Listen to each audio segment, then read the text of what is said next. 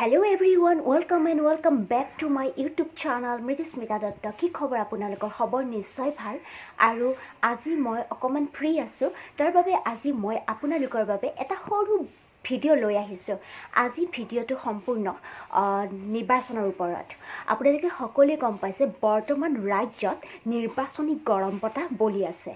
সমাগত অসম বিধানসভা নিৰ্বাচন 2021 এতিয়া মোৰ প্ৰশ্নটো হ'ল আপোনালোকে এইবাৰ ভোট দিব কাক ৰাইজ বাৰে বাৰে ঠক খাই থাকিব নেকি ইয়াৰে ওপৰত মই এটা সৰু নিজৰ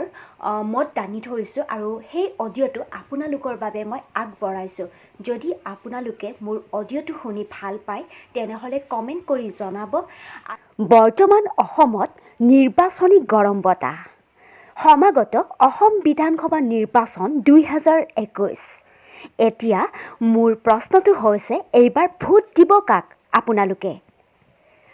ৰাইজে বাৰে বাৰে ঠক খাই থাকিবনে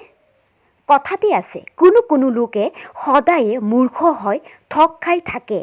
কিন্তু সকলো লোক কেতিয়াও নিৰৱধি বা অন্তৰহীনভাৱে মূৰ্খ হৈ ঠক খাই নাথাকে এই গুৰুত্বপূৰ্ণ কথাষাৰ ৰাইজে এতিয়া মুৰামুৰি সময়ত হ'লেও গভীৰভাৱে চিন্তা কৰিব লাগিব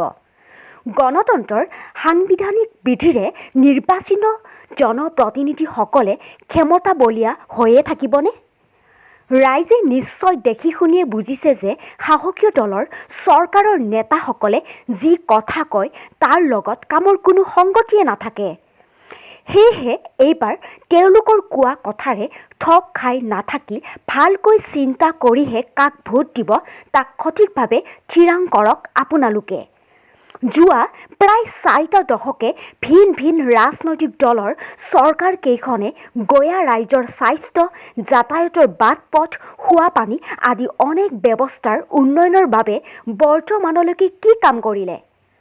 বহু প্ৰাথমিক স্বাস্থ্য কেন্দ্ৰত আজিও চিকিৎসক নাৰ্ছ আৰু অন্যান্য প্ৰয়োজনীয় সা-সুবিধা যথাযথ একোৱেই নাই বাট পথ খোৱা পানীৰ ব্যৱস্থাও তথৈবচ আৰু এতিয়া মোৰ প্ৰশ্নটো হৈছে এটা অসমৰ বহু বেছি জ্বলন্ত সমস্যা আপোনালোকে উপলব্ধি কৰিব পাৰিছে নিবনুৱা সমস্যা দিনক দিনে নিবনুৱা সমস্যা বৃদ্ধি পাই গৈ আছে এটা সময়ত কি পৰ্যায় পাব আমিও নাজানো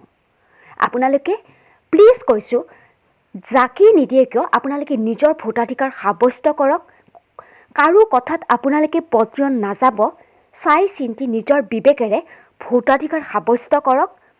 ভালদৰে আপোনালোকে চৰকাৰ গঠন কৰক যিবোৰ আমাৰ অসমৰ সমস্যা আছে সেই সমস্যাবোৰ যাতে লাহে লাহে কমি যায় এইটোৱে মোৰ আছিল আজিৰ অডিঅ' আৰু আপোনালোকৰ যদি ভাল লাগিছে তেনেহলে কমেন্ট কৰি আপোনালোকে জনাব